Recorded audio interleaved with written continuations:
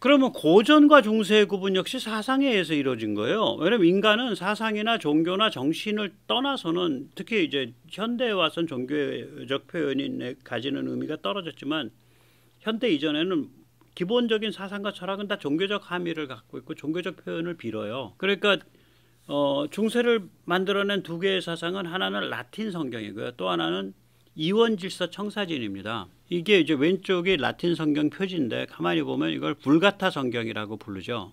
불가타는 지금 영어에서 벌가랑 똑같은 겁니다. 천박한, 상스러운, 혹은 파퓰라, 팝 뮤직 할 때 그 팝.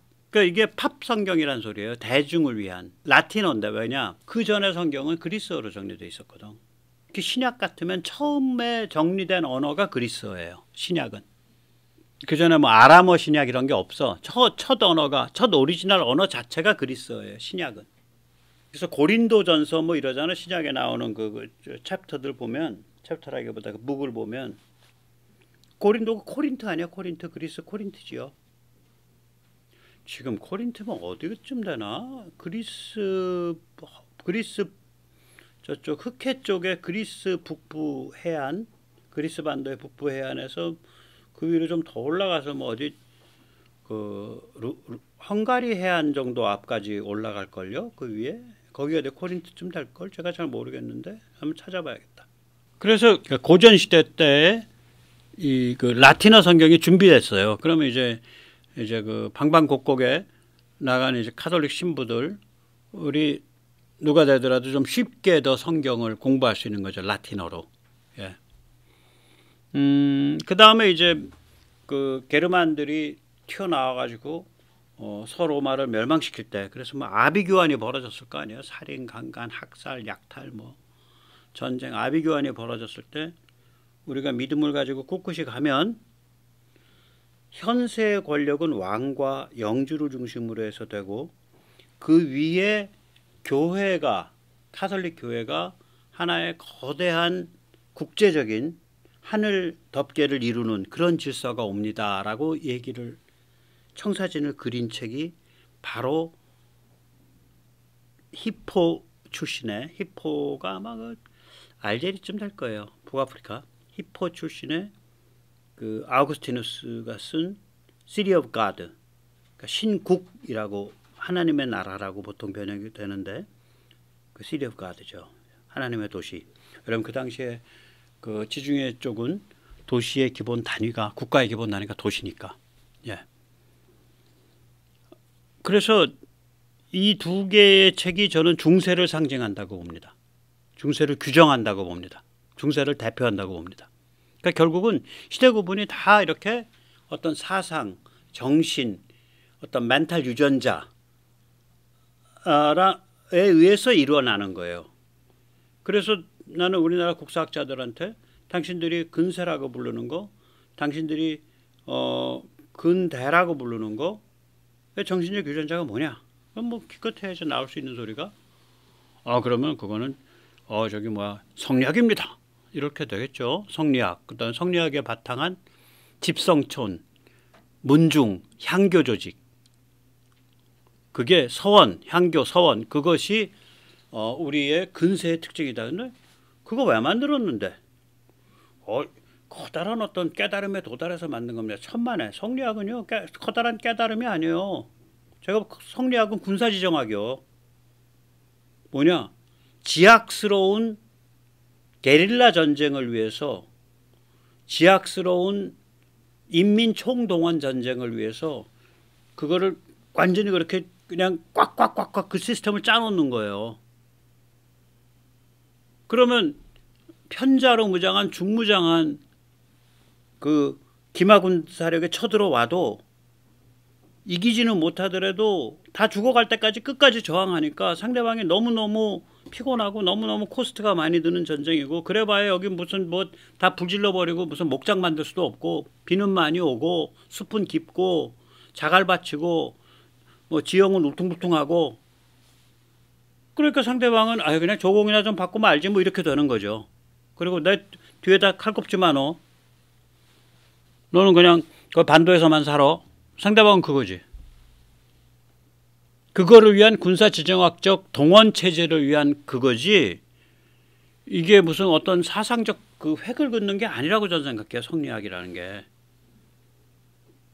그러니까 그런 면에서 아주 고급의 인민저항전쟁 혹은 민족저항전쟁을 위한 정신적 그 얼개. 성리학은 그거죠. 제가 보기엔 성리학이 우리한테 가졌던 의미는. 그러니까 그 얼개가 실제로는 어떻게 짜이는 거냐면 집성촌, 문중, 향교, 서원으로 짜이는 거예요. 네. 그래서 저는 그걸로 근세라고 구별한다. 아니 그렇게 차라리 구별할 바에는 편자시대 전에는 우리 이쪽에 대규모 기마군대 못 오니까 10세기부터 편자시대. 그러니까 기마군사력의 이동영, 마제사를 위한 이동영 대장간. 이 기마군사력을 따라다녀야지 기마군사력 편자가 유지되거든요. 편자 계속 소모품이니까 계속 바꿔줘야 돼요. 적당하게 이렇게 그 사이즈 두들겨 가지고 그러면은 이동형 대장간이 따라다니려면 숫 가지고는 안 돼. 코크스가 있어야 돼. 그럼 코크스는 언제 나왔는데 9세기쯤에 나왔어요. 그래서 편자시대가 10세기에 열린다고요. 편자시대 열리자마자 10세기 말에 거란이 여기에 처음으로 들어오죠. 대규모 기마군사력으로선 최초입니다. 기마군사력으로는. 대규모 기마군사력. 그 다음에 이제 원이 들어와 가지고 아유 우리 반 착살내려고 그러는데 원도 많이 개고생하죠. 그 다음에 그거를 알기 때문에 청은 겨울에 강이 얼었을 때 겨울에 한겨울에 들어왔다가 금세 빠져나가죠. 한 방 빵 치고 여기를 계속해서 주둔해서 통치할 엄두를 못 내죠. 그렇게 만들어 놓은 방어체제의 정신적 얼개가 성리학이에요. 그럼 차라리 그러면 편자의 등장을 저걸로 잡는 게 낫지. 그러면 성리학이 조선에 와서 그렇게 득세를 한 게 아니라 실제로는 원의 지배 아래서 그게 뿌리를 굳힌 거 아니에요. 고려 말에. 그래서 좀 그런 거예요. 만약에 그거를 그렇게 한다면 뭐 한 최소한 원과의 전쟁 정도를 그 분수령으로 잡는 게 맞지 않냐. 뭐 근데 그것도 그렇게 해도 그거 뭐 별거 아닌데 이런 큰 사상적 흐름에서 보면 우리한테는 별거지만 그래서 저는 여기에 우리의 시대 구분에는 이건 아무 그 멘탈이 없다. 멘탈 유전자 구분이 없다. 그래서 짝퉁이다. 이건 일본 거 그냥 베낀 거다. 그렇게 전 얘기를 하는 거죠. 그러면 이제 뭐 근대라는 게 그 의미가 없다. 그럼 현대를 좀 얘기를 해야겠죠. 현대는 두 개의 정신적 흐름에서 만들어집니다. 하나는 그 르네상스고 하나는 프로테스탄즘이에요. 그러니까 개신교.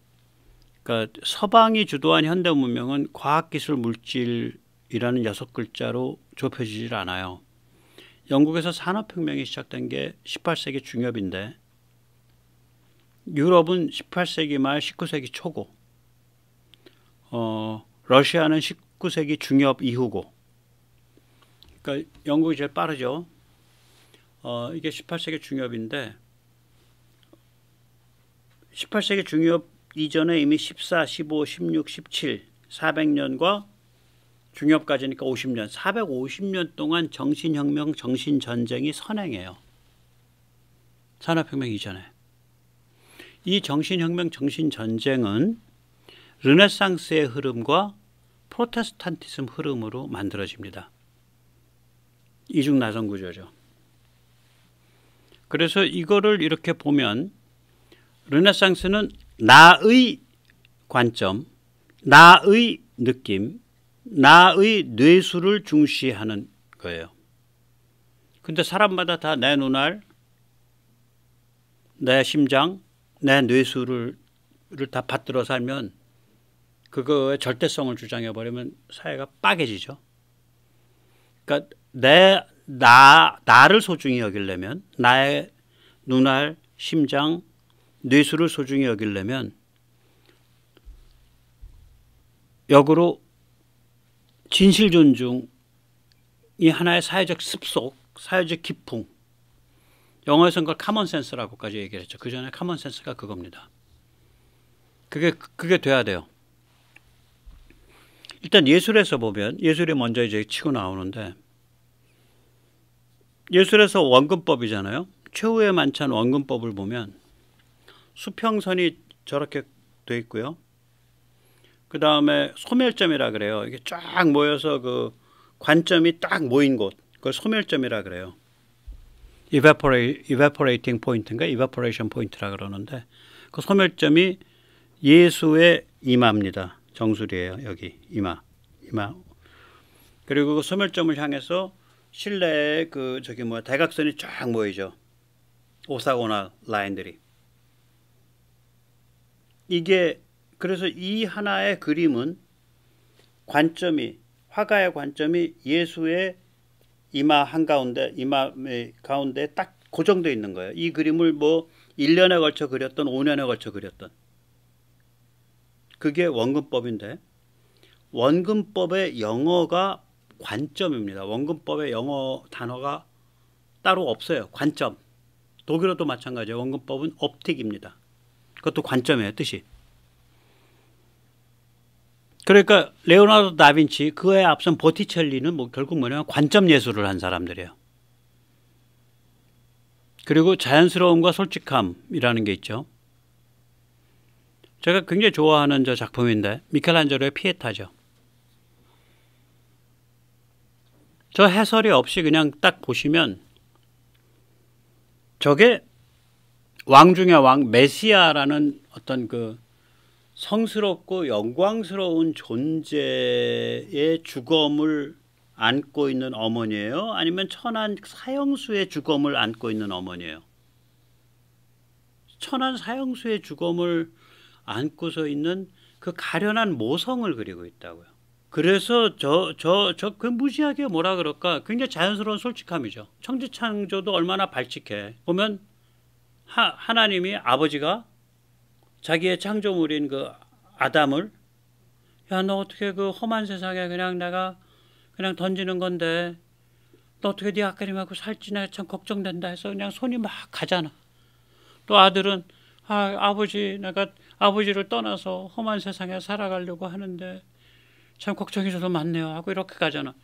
그러니까 이건 완전히 뭐 저기 무슨 뭐 신 뭐 이런 문제가 아니라 전부 인간적 관점의 자연스러움과 솔직함이에요. 인간적 관점으로부터의 해석이에요.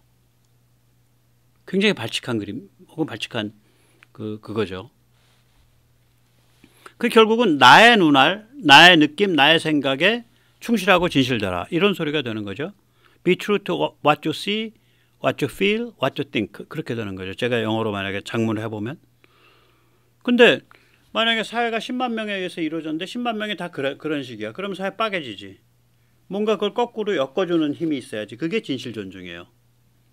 Intellectual integrity, 머리의 정직성. 그런데 재밌는 게 진실 존중, 머리의 정직성이라는 단어가 개념화된 거는 14세기 르네상스가 시작한 지 무려 550년이 지나서 19세기 말에서야 개념화돼요. 이거 뭐 영어에서는 intellectual integrity, 독일에서는 독일어도 똑같아요. 예, 이런 식이에요. integrity. 그러니까 다 똑같아. intellectual integrity라 그래요. 유럽은 다. 그 단어가 언제 나왔냐 그 표현이 말하자면 19세기 후반입니다. 그러니까 그때 돼서야 14세기 때 자기들이 저질러던 일에 함축되어 있는 내포되어 있는 도덕 코드를 해석해낸 거예요. 550년 지나서 세상에 그런 일이 어디 있대. 참 게을르죠. 인간이 그렇게 게을러요. 그러면 이 머리의 정직성이 이걸 미덕 코드라고 한다면 그거에 반대되는 악덕 코드가 있을 거 아니에요. 그 악덕이 바로 우덜식 정의. 내가 정의로다. 우리가 정의야. 우리가 공의 그 자체로다. 셀프 인증 공의. 제가 말씀드렸죠. 공의라는 건 기독교 세계관에서는 하나님이 비처럼 내려주는 거지 인간 자체의 속성이 아니에요. 근데 이 공의가 나의 속성이다. 나의 것이다. 내가 인증할 수 있다. 이러고 덤비면 미친놈이지. 그래서 셀프 인증 공의가 그거야말로 가장 지독한 진실 경멸이에요. 그게. 내가 공인데 임마 나한테 진실 그런 골아픈 소리 하지 마. 내가 공이야 임마. 이런 거가 되니까 그래서 이 두 개의 그러니까 악덕과 미덕의 그 페어가 생기는 거죠. 진실 존중, 진실 경명. 다른 표현으로 하면 머리의 정직성, 셀프 인증 공의. 이게 다 19세기 후반에 생겨요. 똑같습니다. 영어에서 셀프 인증 공의, 셀프 라이처스네스라 그러고 독일에서도 똑같아요. 젤프스트게레이티카이트 똑같아요. 같게 표현해요. 그래서 르네상스에서 이제 이런 게 먼저 튀어나온 건데 이 나의 눈알 느낌, 생각에 충실하고 그 대가로서 진실 존중해야 된다. 이거는 이제 저는 못 가봤습니다. 이건 피렌체죠. 영어로는 그 도시를 플로렌스라고 부르죠. 이게 당대 최고의 수출공업 도시입니다. 그러니까 양모. 아마 지금도 아마 최고급 모직은 이탈리아 피렌체 모직 꼽을 겁니다. 지금도. 가장 이쁘게 염색되고 가장 잘 짜인 거예요. 양털 자체는 영국서 수입하고 그 가공해서 염색해서 모직으로 만드는 건 피렌체예요. 그걸 위해서 국제금융이 발달하죠. 그래서 피렌체 금화죠. 메디치 금화. 예. 그런 거고요. 그럼 이제 피렌체가 이런 도시다 보니까 거기서 사회과학과 이제 자연과학이 무르익어요. 처음에 예술로 시작해서 군주론. 이게 시정잡배의 언어예요. 라틴어가 아니에요. 나라님의 정치투쟁을 그 내막을 다 까발겼어. 그러니 이거 욕 바가지로 먹고 지금도 마키아벨리 그럼 나쁜 놈 이렇게 돼 있는 거지. 그때부터 욕 먹었어 지금까지. 무려. 그러니까 인간의 그 어떤 선입견이라는 게 그렇게 무서워. 저는 그 책이 나쁘다고 전혀 안 봐요. 정말 위대한 작품이죠.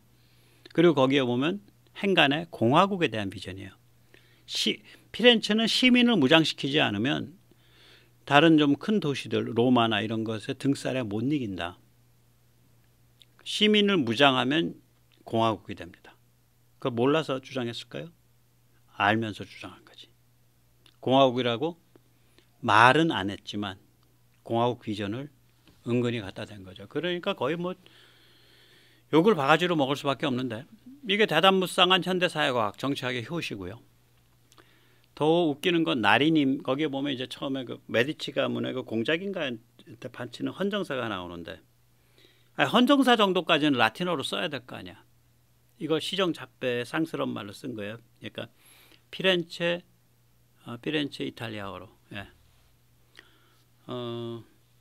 갈릴레오의 두 개의 세계관 사이의 대화. 이것도 이제 그 지동설과 천동설 사이의 대화인데, 이것도 마찬가지로 라틴어가 아니라 시정잡배의 언어로 썼죠. 그리고 수학을 사용해서 논증을 했고 망원경, 프리즘 등 관찰 도구의 제작 방식을 이 책에선가 책 바깥에선가 항상 주장을 했기 때문에 그래서 골로 갈 뻔한 거예요. 그때 이미 식자들 사이에선 지동설 다 알아. 그러니까 지동설 다 알아. 근데 그거를 수학으로 증명을 해내고 그걸 시정잡배 언어로 쓰고 직접적인 과학 측정 도구의 제작 방식을 떠들고 다니니까 얘는 좀 어떻게 좀 붙잡아다가 좀 장작 좀 아래 쌓아서 좀 이렇게 바비큐 좀 해야 되는 애 아니야? 뭐 이렇게 되는 거죠. 이제 찍혀서 골로 갈 뻔한 거지. 어쩌면 프로테스탄티즘의 씨앗도 피렌체에서 나왔을지 몰라요. 제가 좀 생각을 해보면 왜 그러냐면 이게 1300 아마 11년 12년 뭐 요 무렵일 텐데 이게 이제 그 단테의 우리가 신곡이라고 보통 얘기하는 책인데 이게 디바인 코미디 그러니까 하나님이 안배하신 코미디예요. 근데 그 당시에 코미디는 아하하하하하 코미디가 아니고 해피엔딩이니까 하나님이 안배하신 해피엔딩이에요. 뜻은 그게 이제 14세기 초에 나오죠. 예. 그런데 여기서 이제 지옥이라는 게 과연 하나님의 치부책, 하나님의 복수극이냐? 아니다. 지옥과 시련과 고통은 인간이 정화되어 가는 과정이다. 하나님은 항상 해피엔딩을 안배하시는 존재다. 정말 두려워해야 하는 것은 지옥조차 갈 자격이 없는 버러지다. 그래서 이게 이제 좀 생각해 볼 수 있는 게 단테가 14세기 초 피렌체 그 다음에 영국의 위클리프가 이 사람이 14세기죠. 그 다음에 프라하 체코 프라하의 얀 후스가 15세기 불에 타서 죽은 게. 그 다음에 마틴 루터가 16세기 종교재판 받은 게 16세기 초. 그 다음에 이 프로테스탄티즘 성경의 최고봉 킹 제임스 버전 성경 KJV 성경, 여기 지금 사진에 있는 거, 그게 여기 나오지만 1611년. 그러니까 딱 보면 단테에서부터 KJV 성경까지가 딱 400년이에요. 그리고 그때는 아직 과학 기술 혁명이 없을 때예요. 산업혁명이 없을 때예요. 그리고 얼마나 정신이 먼저 선행한다는 게 아주 극명하게 드러나요. 현대 문명을 보고 있으면. 정신과 사상이 먼저 선행해요. 무려 한 450년 선행합니다. 좀 크게 잡아주면. 이게 선행이 이제 여기까지 쫙 이제 마지막 기 이거죠. 딱 나오는 게 노붐 오르가논. 우리말로는 신논리학. 여기서 주장한 건 현대과학방법론. 한국어 번역어로는 탐구능력. 교육부에서 말하는 탐구능력이 현대과학방법론이에요. 사이언스 프로세스 스킬이에요. 저자는 프란시스 베이컨. 신논리학이라는 뜻이죠. 그러니까 아리스토텔레스의 논리학을 넘어섰다는 얘기예요. 이체는 묵은 아리스토텔레스 논리학을. 그리고 이쯤 되면 이게 이제 17세기거든요. 아직 한 100년 지나야 나와요. 저기 산업혁명은. 그러니까 여기에 이미 도달한 거예요. 산업혁명 한 100년 전에. 뉴턴의 기계역학, 수학, 물리학 100년 전에 도달한 거예요. 이것도 17세기 초쯤 될걸요. 뉴턴도. 프린키피아, 마테마티카. 그러니까 아직 산업혁명 직전에 바로 나오는 게 걸리버 트위스트라고요. 이게 산업혁명 직전이야. 거의 비슷한 시점 나와. 이게 뭐냐면은, 야, 이거 저기 문명에 대해서 교만 떨지 마. 문명에 대해서 교만 떨지 마. 우리보다 문명 센 데 만나면 지금 영국이 세계 최고의 문명 수준에 가 있다라고 얘기하지만, 우리보다 센 놈 만나면 우리는 소인국에, 아니 우리는 그 거인 앞에 있는 소인이고, 우리보다 약한 약소국가 만나면 우리는 소인국에 간 거인이야. 그러니까 이게 우리가 좀 문명 수준이 높다고 거들먹거리고 잘난 체 하지 마. 국뽕에 취하지 마. 그 소리예요. 국뽕 경고예요, 이게. 예, 문명에 대한 교만을 경고하는 거죠.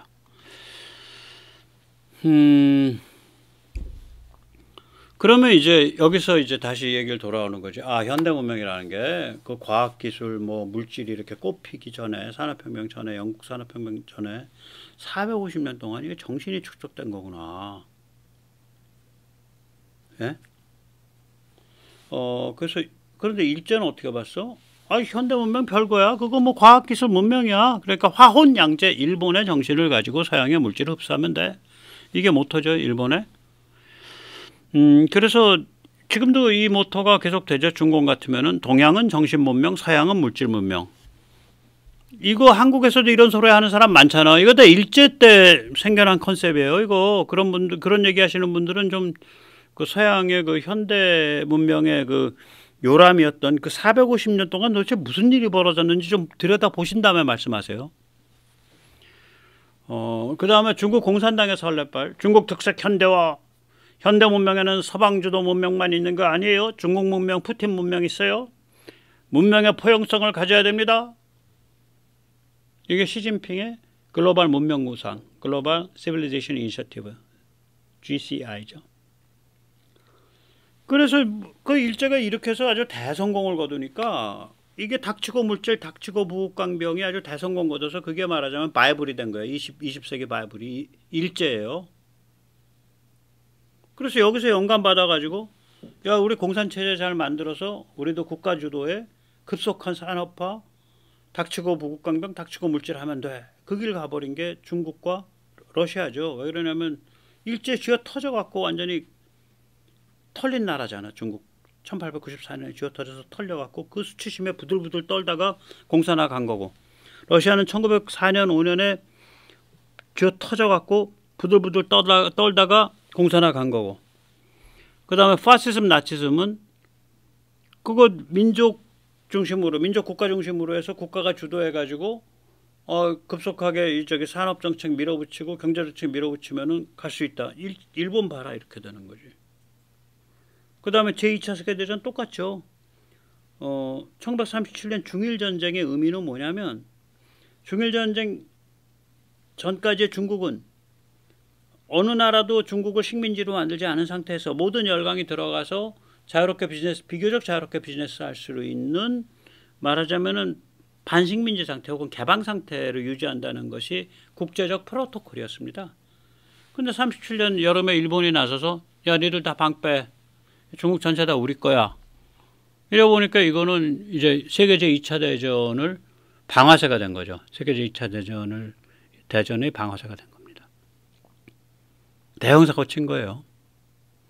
현대 문명의 물질을 섬기고 현대 문명의 정신을 죽이면서 일제가 대형사고 친 겁니다. 일제의 4대 사고를 꼽는데 저는 이거를. 그래서 이걸 가지고 이제 다시 우리가 되돌아켜 보는 거죠. 원래 질문. 야, 백모 말이야. 너 말이지 무슨 일본이 뭐 너 근대화라는 단어 안 쓰니까 오케이 일본이 우리 현대화 시켰어? 너 그렇게 생각해? 너 일본 현대화론자야? 저는 이렇게 얘기를 하는 거죠. 야, 일제 봐봐.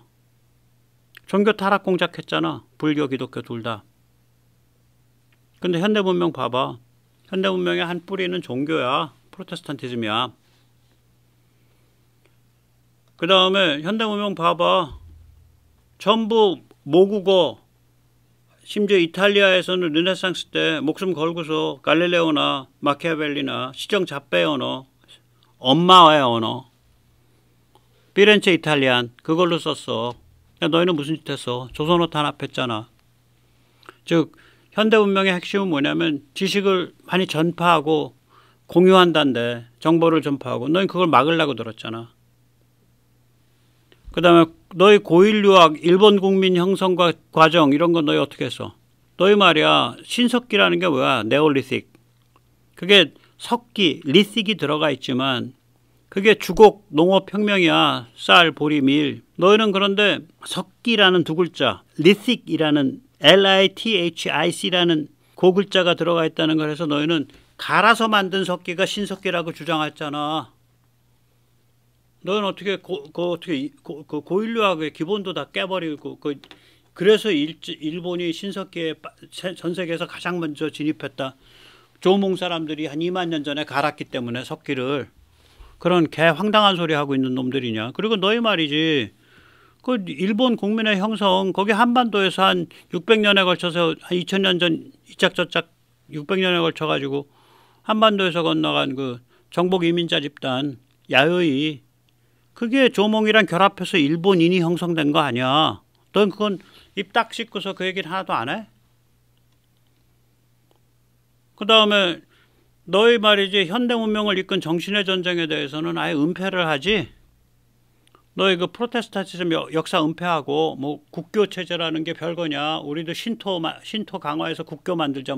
그래서 덴노 그러니까 너희 용어로 천황을 절대화시키고 그 다음에 너희 자유공화국의 뿌리가 그 저기 뭐야 이런 르네상스 정신과 프로테스탄티즘이 엮여서 존재한다는 거 그거 다 감추고 심지어는 그걸 이렇게 좀 음미할 수 있는 어떤 사상적인 함의가 있는 책들 같은 경우에 제목을 아무도 몰라보게 다 바꾸잖아. 신국이 뭐냐 도대체. 하나님의 나라 그래야지. 신국이 뭐야. 너희가 믿는 신과 기독교가 말한 하나님이 같아 임마? 신곡이 뭐야? 하나님의 안배하신 해피엔딩 이렇게 해야지. 너희 요새가 얼마 전에 나온 말이야. 그 저기 카프카의 심판 그거 물론 너희 마음에 안 들지만 1920년대 나왔지만 말이야. 그게 왜 심판이야 임마? 심리지. 재판 과정. 너희는 과정은 없고 그냥 결과만 따져? 웃긴 놈들이 있어요. 다시 말해서 한 줄 요약을 하면 일제는 조선인을 껍데기 현대 문명으로 끌고 들어간 거예요. 물질의 현대화로. 그래서 속살 현대 문명은 일제 스스로 이해하지도 못했고 이 조선 사람들한테 전하지도 못하는 거죠. 오히려 조선 사람들을 그 무신 숭배를 세뇌하면서 속살 현대 문명에 도달할 수 있는 모티브, 종교, 언어 이런 걸 다 탄압한 거지. 그럼에도 불구하고 속살 현대 문명을 더듬어서 해석해가지고 소화하려는 시도, 그거야말로 정말로 엄청난 독립운동이죠. 그 공산계 독립운동은 전 독립운동으로 안 치는 거예요. 그거는 현대 문명을 제대로 이해를 못하고 물질주의에 그냥 함몰돼 버린 거니까, 악마에 함몰된 거라서 그건 저는 독립운동으로 못 쳐. 아주 타락한 독립운동이죠. 그러니까 타락 독립운동으로 따로 가야지 그건. 그래서 우리가 이제 이런 관점에서 좀 봐야 되고요. 제가 뭐 이런 얘기를 그냥 막 혼자 주워 섬기는 게 아니라 우리가 푸른 눈의 국부라고 하는 분이 있죠. 그러니까 우리 한글 띄어쓰기, 한글 맞춤법, 주시경 선생, 우나미승만 이런 사람들을 리드한 양반이죠. 호모 헐버트, 또 아리랑을 체보를 하고 한국 민요, 한국 그 민속 이거 체보 많이 했고 아주 훌륭한 선교사죠. 인문학자고. 그리고 요새 이제 텔레비에 보면 뭐 우리가 뭐 인도 타밀러와 뭐 비슷하다. 근데 그 타밀러를 드라비다어라고도 하거든요. 한 100년 전에 그분이 한국어와 드라비다어의 비교라는 책을 써요. 한 100여 년 전에. 그래서 나는 그 한국어와 드라비다어가 유사하다는 그 무수한 사람들이 잘 보는 그 유튜브 만드는 분들이 왜 호모가 이미 100여 년 전에 그 얘기를 했다. 세계 최초로 우리의 푸른 눈의 국부라고 부르는 사람이 그 얘기 안 해. 참 복장 터지죠. 이 푸른 눈의 국부인 호모 헐버트가 쓴 책이 있죠. 아주 좋은 책입니다. 그 책이 The Passing of Korea, 그러니까 대한제국 흥망사 이렇게 되어 있는데, 사실은 그때 코리아는 꼭 제국을 말하는 게 아니라요. 한민족은